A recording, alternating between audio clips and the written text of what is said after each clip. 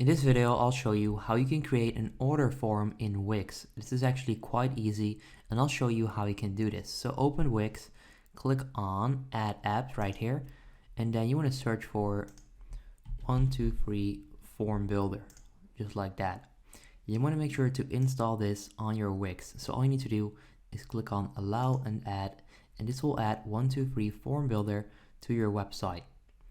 Okay, here it is. So all you need to do now is click on Settings, and then once you're here, you can see 123 Form Builder, and you can then click on Forms, and then right there, you can click on Order Form, and it will actually change to an order form. Let me just drag this down, and right here, you'll then find your order form. Now, all you need to do now is click on Settings, and then next up, you can actually start customizing this, right?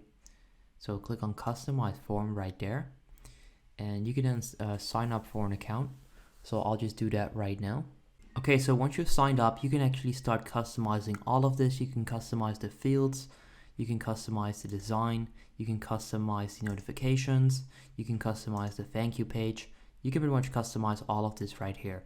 So that's how you can create an order form in Wix. If this video helps you out, leave a like. If you have any questions, hit me up in the comments down below, and then I'll see you next time.